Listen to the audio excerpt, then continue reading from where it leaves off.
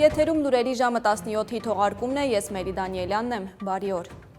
Իրանում զանգվածային հուզումների ֆոնին տարբեր նահանգներում կառավարամետ երթեր են սկսվել, իրանական լրատվամիջոցներն են հայտնում։ Երկրի պետական հեռուստատեսությունը կադրեր է հեռարձակում մի շարք քաղաքներում կազմակերպված երթերից ի պաշտպանություն գործող իշխանությունների։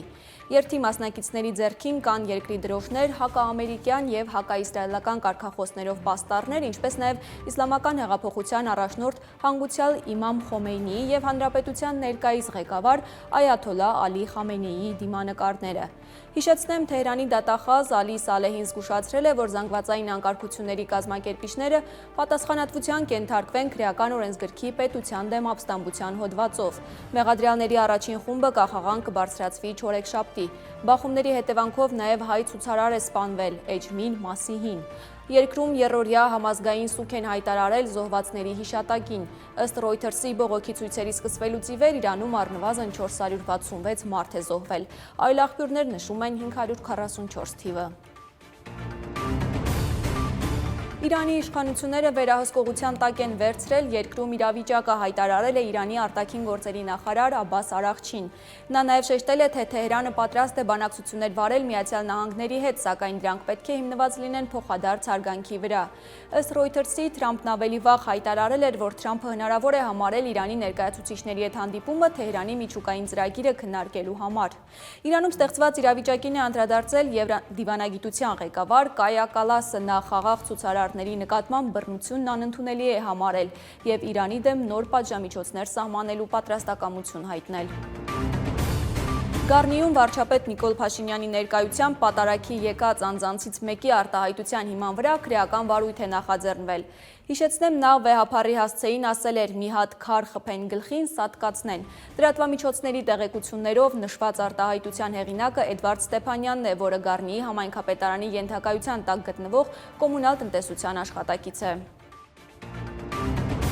Մեր երկրում արդարության եւ արդարադատության համար պատասխանատվություն կրում են կանայք։ Այսօր դատական գործերի ժամկետների մասին պանելային քննարկմանը հայտարարել է վարչապետ Նիկոլ Փաշինյանը։ Ըստ վարչապետի, կանայք մեր երկրի բնակչության մեծամասնությունն են եւ դա էլ լեգիտիմության հետ կապ ունի։ Ասում է, հավատում է, որ կանանց շրջանում կոռուպցիոն մենթալիտետն ավելի պակաս է, քան տղամարդկանց, ու դա իր կարծիքով ունի շատ կոնկրետ պատճառ։ Քրեական ենթամշակույթի համար կանայք էականորեն պակաս հասանելի են, քան տղամարդիկ։ Փաշինյանի դիտարկմամբ տղամարդկանց մասնակցությամբ անգամ ամենապատկառելի միջավայրում խոսույթում կարող են այնպիսի բառեր կիրառվել, որոնք ոչ մի կերպ ընդունելի չեն։ Վստահ է, որ թեպետ քրեական ենթամշակույթի դեմ պայքարում իրավապահ համակարգը կարևոր դեր ունի, բայց գլխավոր լուծումներից մեկը կրթությունն է։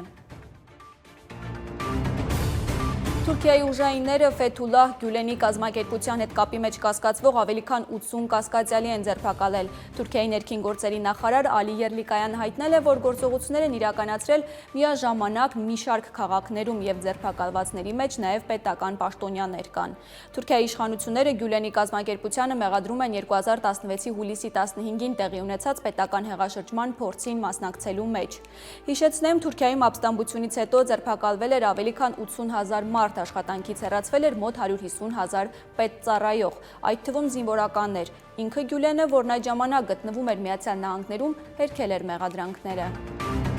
Վերադառնանք Հայաստան, տեսնենք, թե ինչ եղանակ է սպասվում առաջիկայում։ Հիդրոթերապևտաբանության եւ մոնիթորինգի կենտրոնից հայտնում են, որ հանրապետության տարածքում հունվարի 13-ից 14-ին սպասվում են տեղումներ ձյան եւ անձրևի տեսքով։ Այդ օրերին առանձին հատվածներում ձյան տեղումները կլինեն առատ, լեռնային առանձին վայրերում սպասվում են բուք եւ ցածր հորիզոնական տեսանելիություն։ Հունվարի 16-ից 17-ին սպասվում է առանց տեղումների եղանակ։ Օդի ջերմաստիճանը 14-ից 16-ին, աստիճանաբար կնվազի 10-ից 13 աստիճանով։ Այսքանը կհանդիպենք ժամը 19-ին ամփոփելու այսօրվա կարևոր իրադարձությունները։